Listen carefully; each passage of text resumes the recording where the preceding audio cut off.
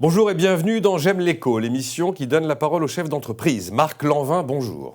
Bonjour Nicolas. Vous êtes le directeur général adjoint de Floa, le leader français du paiement fractionné, mais aussi des mini-crédits. Vous êtes une fintech et votre marché s'appelle le BNPL, Buy Now, Pay Later. La solution, vous le racontez, a été développée au sein du groupe Casino. Cdiscount, à l'époque, voulait une solution de paiement en plusieurs fois.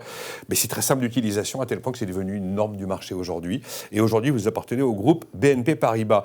Je voulais juste dire un mot de Floa, parce que je vous ai posé la question juste avant, mais ça vient d'où? Et ça vient de plein de choses. Alors, il y a plein d'histoires à raconter. Floa, c'est la fleur, comme notre logo, comme le logo de Casino à l'origine.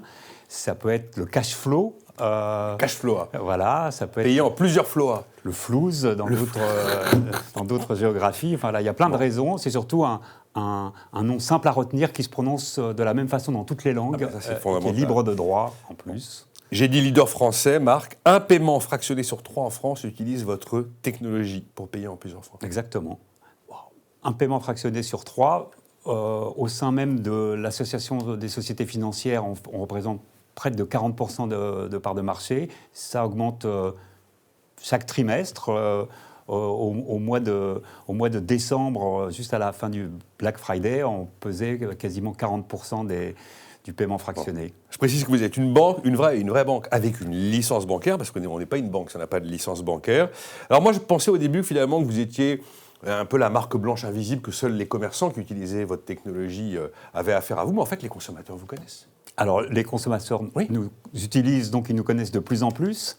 Les marchands, on vient de publier une étude avec Kantar qui démontre que 2 Français sur 3 sont prêts à quitter d'enseigne s'ils ne trouvent pas du paiement fractionné. Donc les retailers ont besoin de montrer qu'ils offrent une solution de paiement, et la meilleure et la plus connue étant celle de Floa. Ils aiment bien la mettre en avant, ils nous demandent de plus en plus de le mettre en avant. Ils nous mettent en avant en fin de leur publicité en disant « payez en 3-4 Floa » ou en 3-4 fois avec Floa. Comment ça va fonctionner? Parce que c'est hyper simple d'utilisation et c'est hyper rapide. Comment ça fonctionne? J'arrive au terme d'un achat, je suis à la caisse. Alors, voilà, le challenge pour nous, c'est de faire qu'un paiement fractionné soit aussi simple de payer en 4 fois qu'en une fois. Donc, en gros, on ne demande pas d'effort supplémentaire. La seule friction, mais l'effort, il est nul, c'est qu'on demande au client de nous donner son département et sa date de naissance. Mais il n'y a pas d'effort, parce que je pense que vous, moi, on connaît tous notre date de naissance et notre département de naissance. Donc, ça prend quelques secondes. Et nous, on répond en moins de 200 millisecondes pour que le marchand et le client soient déstressés et puissent poursuivre leur achat. En fait, ces éléments-là vont vous permettre d'aller consulter les fichiers de surendettement de la Banque de France pour savoir si vous avez fait affaire à quelqu'un qui est en situation d'insolvabilité. Voilà. Oui, exactement. Oui. Et on y tient. On tient à ce qu'on n'est pas forcé de le faire pour l'instant, mais on tient à interroger le fichier des incidents de paiement parce qu'on est là pour s'assurer que le client a les moyens de payer. C'est logique. Paiement en plusieurs Floa, alors ça peut être 3, 4, ça peut être 12 ?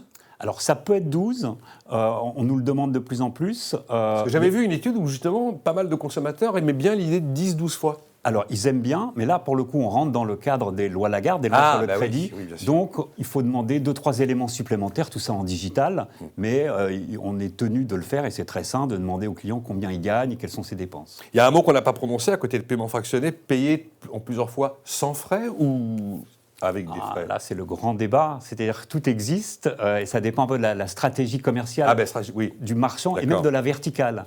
Il y a des verticales comme la téléphonie ou l'optique ou l'audition où on paye en sans frais. Et puis, il y a d'autres acteurs comme le Cdiscount, acteur historique, qui fait payer parfois sans frais, mais parfois avec frais. Mais de toute façon, la loi en France est très claire. Les frais dans le paiement fractionné doivent être négligeables. Donc, c'est une toute petite somme.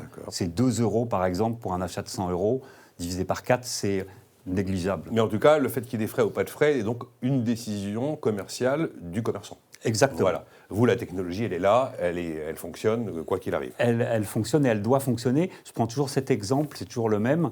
Au moment du Black Friday, on processe, même plus qu'on processe, on réalise plus de 60 000 paiements fractionnés en une seule heure. Donc il faut 60 000 paiements fractionnés en une seule heure pendant le Black Friday. Donc il faut être robuste, il faut résister aux attaques de fraudeurs, et il faut avoir des solutions résilientes en matière de paiement, il faut que ça marche tout le temps. J'avais prévu une question, en fait, elle n'a pas tellement de sens, mais quand je vous entends, le retour des consommateurs, en fait, pour le consommateur, Floa, enfin le paiement fractionné, et donc Floa, puisque vous êtes leader en France, c'est juste plus un sujet maintenant, visiblement. C'est une vie normale. Voilà, c'est rentré dans les mœurs. Ça n'a cessé de croître jusqu'au Covid et jusqu'après le Covid. Et maintenant, 70% des Français disent l'avoir utilisé dans les 12 derniers mois. C'est à peu près les mêmes chiffres dans les autres pays européens. C'est vraiment une facilité de paiement qui est arrivée à maturité. Voilà, c'est normal pour les gens et ils sont prêts à changer d'enseigne s'ils ne le trouvent pas. Ils sont prêts à changer d'enseigne s'ils ne le trouvent pas. Vous êtes en France et en Europe ?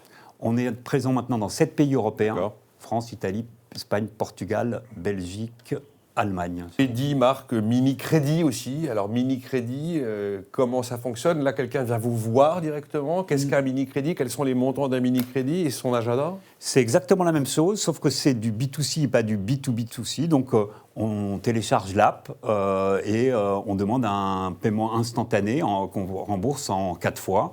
On le propose sur nos apps, on le propose aussi avec nos partenaires, BNP, Nickel, Banking. Donc voilà. C'est un mini-crédit avec un taux d'intérêt, j'imagine. Il n'y a pas de marchand pour le coup. D'accord. Et on va être sur des montant qui généralement sont... Le panier moyen du paiement fractionné, c'est 250 €. Le panier moyen du mini-crédit, c'est 350. Alors, vu ce que vous décrivez, est-ce qu'il y a encore des marges d'amélioration en matière de digitalisation des paiements pour être encore plus simple, encore plus agile, encore plus rapide ? Je crois que...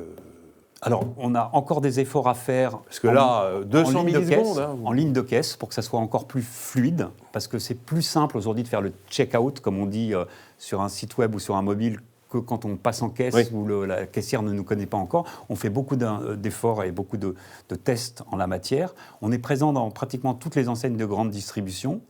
Et puis, ce qui se passe en ce moment, l'étude qu'on vient de mener auprès des consommateurs européens démontre aussi que les consommateurs sont un petit peu plus prudents qu'avant. Ils ont eu tendance à l'utiliser de façon peut-être un peu moins intensive sur des secteurs qu'on n'a jamais voulu faire, comme la fast fashion ou la mode, où il pouvait y avoir une surconsommation de paiement, de facilité de paiement. Ça, on ne le fait pas.